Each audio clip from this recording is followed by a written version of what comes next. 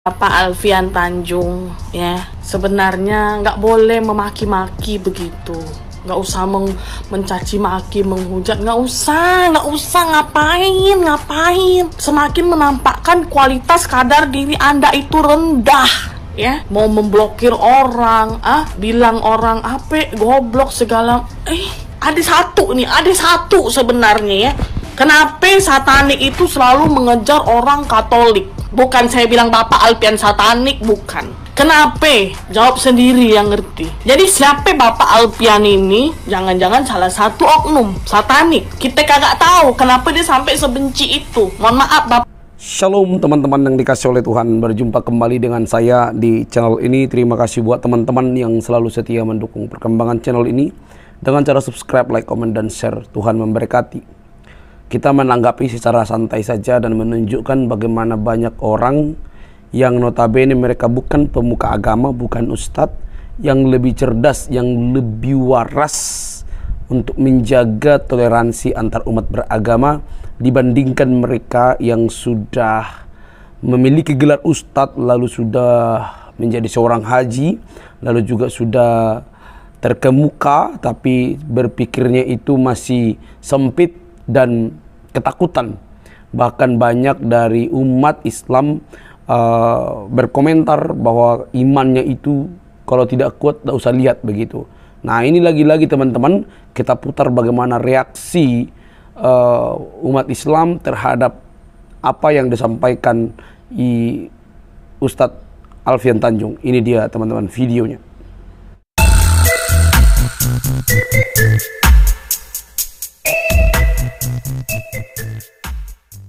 Sumpah, demi apa kalau beliau ini seorang ustadz. Sumpah ya, gue tuh shock banget ngedengerin statement yang keluar dari mulut beliau. Soalnya bertolak belakang banget gitu sama pemuka-pemuka agama lainnya. Lu lihat deh ini, gue nggak tahu ini ustadz namanya siapa. Yang jelas gue benar-benar speechless banget ngeliat momen ini. Bener-bener sweet moment, toleransinya itu dapet banget, gue hampir mau nangis ya Tuhan. Nah kalau yang ini gue tahu ini Habib Jafar. Astagfirullah ya Allah, puji Tuhan, ini tuh bener-bener the real toleransi antar umat beragama. Enggak kayak yang ini julid. Gue tuh kadang-kadang bingung ya, syaratnya untuk dipanggil ustadz tuh apa sih? Kalau gara-gara pakai peci nih ya, misalnya nih gara-gara pakai peci dipanggil ustadz, narapidana sama tersangka juga suka ngedadak-dadak jadi pakai peci dong kalau lagi di pengadilan. Teruntuk Bapak Alfian Tanjung, ya sebenarnya nggak boleh memaki-maki begitu, nggak usah mencaci maki, menghujat, nggak usah ngapain, semakin menampakkan kualitas kadar diri Anda itu rendah, ya mau memblokir orang, bilang orang apa goblok segala, ada satu sebenarnya ya.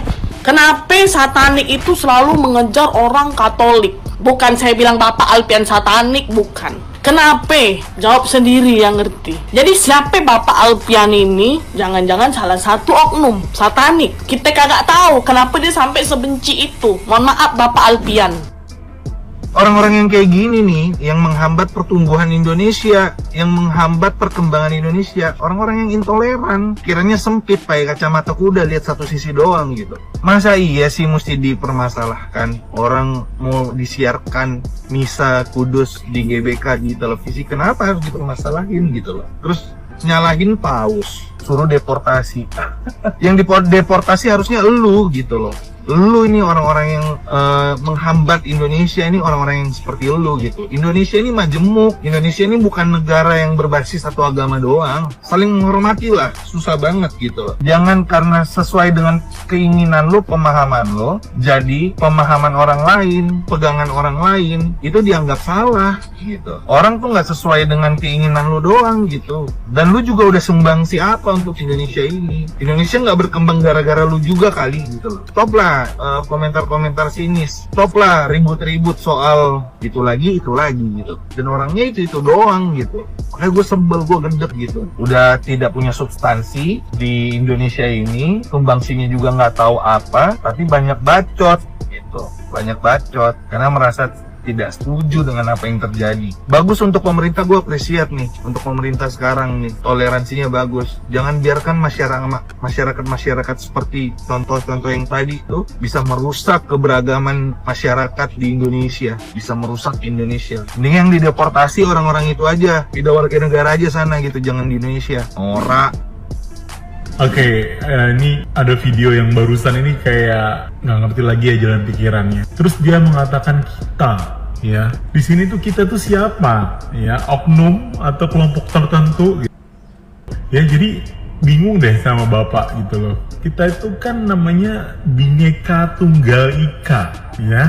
Indonesia tuh beragam, ya culture, kemudian juga karakter kulit, ya bahasa, agama gitu loh. So we have to, ya kita tuh harus menghargai tolerance, ya menghargai setiap agama, ya nggak boleh kita menjudging gitu ya, menjudge bahwa agama kita yang paling baik, ya justru kita di-challenge nih, ya sikap keimanan kita tuh di-challenge. Bagaimana kita menerima perbedaan itu, bagaimana kita menghargai setiap orang. Nah itu yang namanya gentle, itu namanya toleransi atau tepos liro. Semoga Bapak ngerti. Pendapat saya tentang yang menghujat dan membercandain Paus Fransiskus, pendapat saya ya biarin aja. Walaupun ada yang membercandain Paus kan ikan, waduh, atau sebutkan manfaatnya orang ini datang ke sini. Orang ini maksudnya Paus ya. Gimana ya? Kita ini memang mungkin di sini minoritas, tapi di dunia kita kayaknya lumayan banyak ya. Dan kemudian memang Paus ini pemimpin tertinggi orang Katolik ya. Kita harus menunjukkan jiwa besar kita. Kita buktikan bahwa omongan-omongan kerdil itu tidak mempan di kita ya. Orang Katolik kan biasanya gitu ya, dihina, dicerca, istilahnya direndahkan, itu kita nggak pernah dengerin.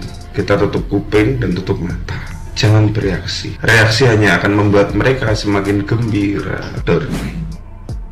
Naik Innovagenik apa sederhananya gitu. Wah, kemarin ngeliat ya ada komen kayak gitu di salah satu konten yang berseliweran gitu. Mungkin untuk menjawab komen itu teman-teman lihat lagi sebelum-sebelumnya gitu. Kayak sebenarnya Paus ini kan memang bukan hanya pemuka agama, beliau juga kepala negara gitu.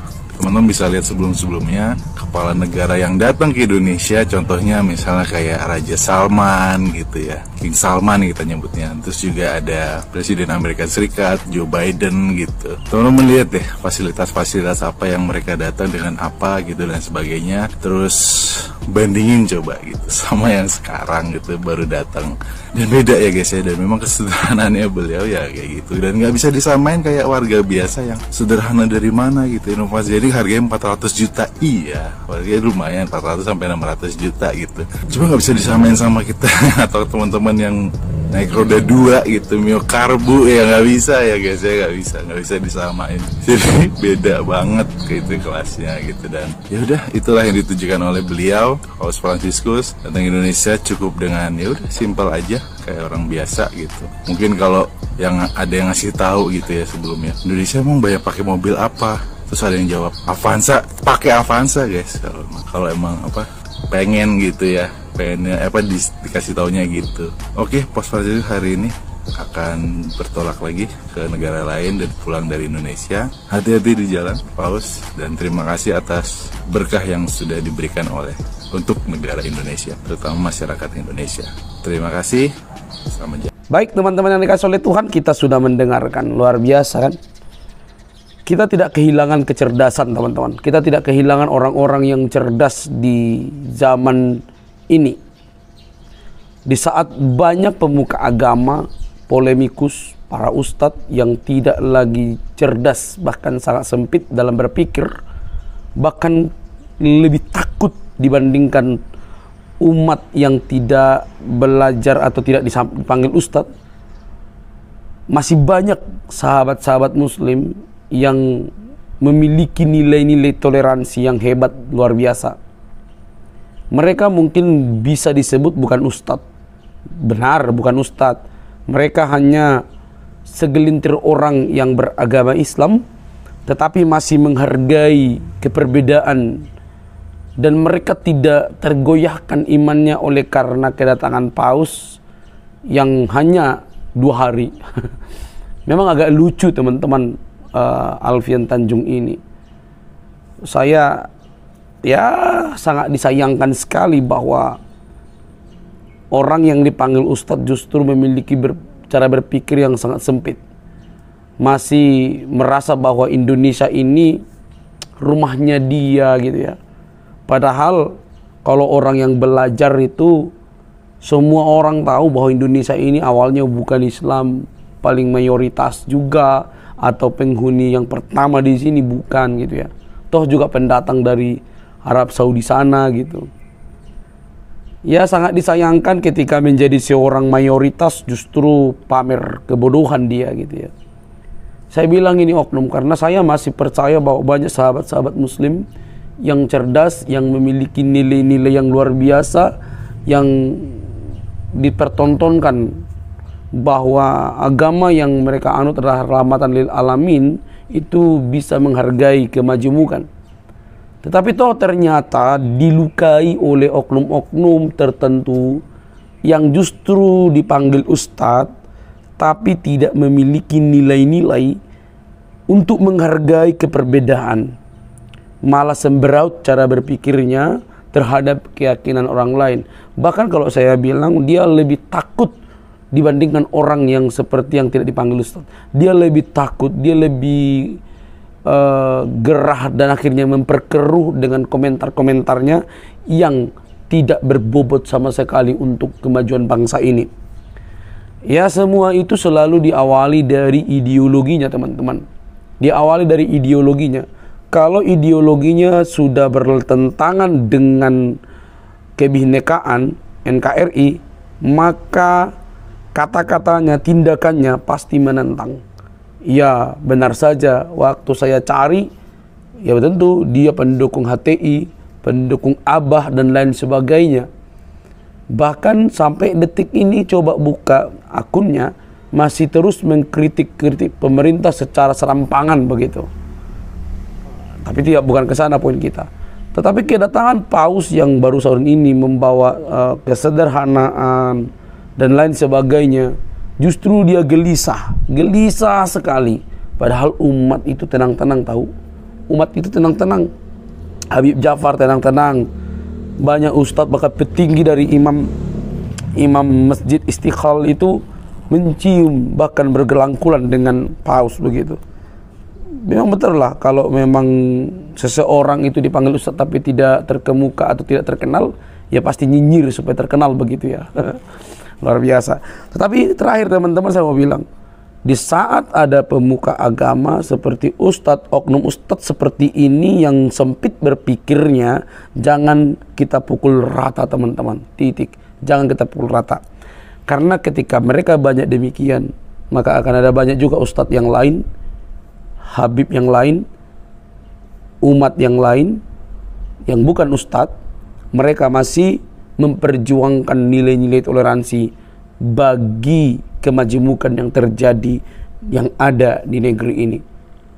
Tuhan Yesus berkata, kasihanilah musuhmu dan berdoalah kepada mereka yang menganiaya kamu. Mengasihi musuh, berdoa bagi mereka yang menganiaya kamu.